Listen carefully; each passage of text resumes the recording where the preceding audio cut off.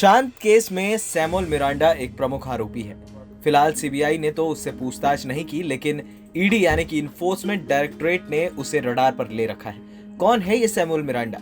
सुशांत का परिवार क्यों ऐसा मानता है कि मिरांडा ही वो कठपुतली है जिसके सहारे रिया ने सारा खेल रचा है? सुशांत के परिवार को रिया से भी अधिक गुस्सा मिरांडा पर है।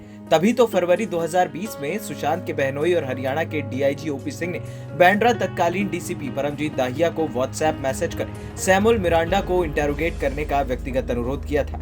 उस समय ओपी सिंह ने लिखा था, अगर मिरांडा को थाना बुलाकर सख्ती से पूछताछ की जाए तो सुशांत के खिलाफ हो रही साजिश का पर्दाफाश हो जाएगा। क्योंकि ये लिखित शिकायत नहीं थी, इसलिए पुलिस ने तब मिरांडा पर हाथ नहीं डाला। ओपी सिंह एक वरिष्ठ आईपीएस अफसर है। अगर वो मिरांडा को सबसे शातिर खिलाड़ी मान रहे हैं तो जरूर कुछ ना कुछ बात होगी। माल महाराज के और मिर्जा होली। रिया चक्रवर्ती और सैमुअल मिरांडा की जोड़ी इस कहावत को चरितार्थ कर रही है। जी हाँ, रिया चक्रवर्ती जब सुशांत के दिल के जरिए घर में विराजमान हुई तो एक बारगी से बहुत कम तब्दीलियां हुई। सुशांत सफल हीरो थे, करोड़ों में पैसा कमा रहे थे। खबरों के मुताबिक जब रिया ने घर का जिम्मा संभाला तो अपनी पसंद के नौकरों की फौज खड़ी कर ली। रिया घर संभालने आई थी, लेकिन वो किंग मेकर बन गई।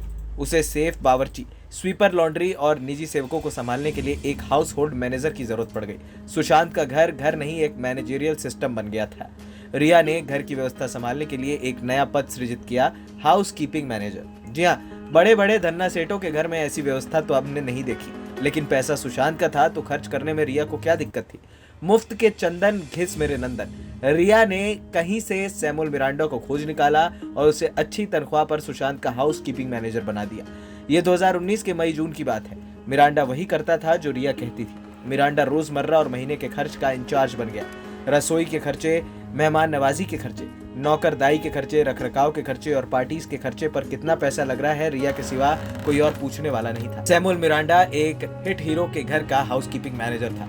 उसे हर महीने बड़ी रकम खर्च करनी होती। मिरांडा मुंबई के अंधेरी के साकी नाका इलाके की एक चाल में अपने परिवार के साथ रहता था।